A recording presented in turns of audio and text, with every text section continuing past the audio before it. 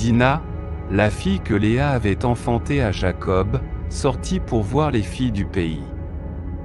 Sichem, fils de Hamor l'Hévéen, prince du pays, la vit, il l'enleva, s'unit à elle et lui fit violence. Son cœur s'attacha à Dina, fille de Jacob, il aima la jeune fille et parla à son cœur. Alors il dit à Hamor, son père, obtiens-moi cette jeune fille pour femme. Jacob apprit que Sichem avait déshonoré sa fille Dina, mais ses fils étaient au champ avec son bétail. Jacob garda le silence jusqu'à leur retour. Hamor, père de Sichem, se rendit auprès de Jacob pour lui parler. Les fils de Jacob revinrent des champs dès qu'ils eurent appris la nouvelle. Ils furent affligés et très indignés, car Sichem avait commis une infamie en Israël en couchant avec la fille de Jacob. Une telle chose ne devait pas se faire. Hamor leur dit, mon fils Sichem était pris de votre fille, donnez-la lui pour femme. Alliez-vous avec nous, donnez-nous vos filles et prenez pour vous les nôtres. Habitez avec nous, le pays sera à votre disposition, établissez-vous, circulez librement et acquérez des propriétés.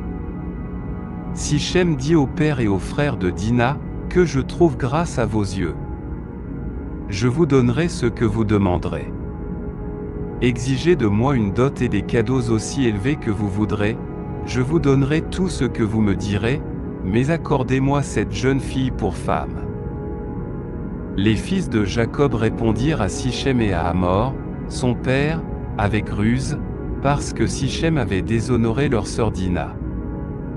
Ils leur dirent, nous ne pouvons pas faire cela, donner notre sœur à un homme incirconcis, car ce serait un opprobre pour nous. Nous consentirons à votre demande à une seule condition, que vous deveniez comme nous en circoncisant tous vos mâles.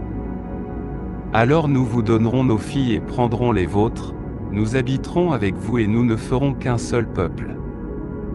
Mais si vous ne nous écoutez pas et ne vous faites pas circoncire, nous reprendrons notre fille et nous partirons. Leurs paroles plurent à Hamor et à Sichem, son fils. Le jeune homme ne tarda pas à faire la chose, car il aimait la fille de Jacob, il était aussi le plus honoré de toute la maison de son père.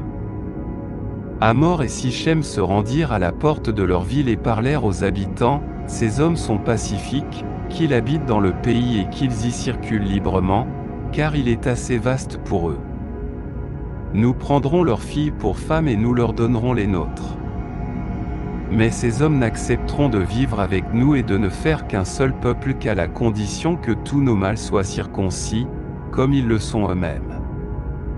Leur bétail, leurs richesses et tous leurs troupeaux ne seront-ils pas à nous? Acceptons leur demande et qu'ils s'installent parmi nous. Tous ceux qui avaient accès à la porte de la ville écoutèrent Hamor et Sichem, son fils, et tous les mâles se firent circoncire.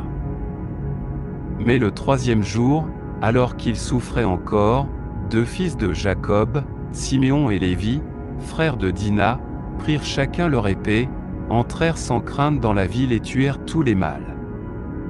Ils passèrent Hamor et son fils Sichem au fil de l'épée, enlevèrent Dina de la maison de Sichem et s'en allèrent. Les fils de Jacob se jetèrent sur les cadavres et pillèrent la ville, parce que leur sœur avait été déshonorée. Ils prirent leurs troupeaux, leurs béhufs, leurs ânes et tout ce qui était dans la ville et dans les champs. Ils emportèrent tous leurs biens, leurs enfants et leurs femmes en captivité et pillèrent tout ce qui était dans les maisons.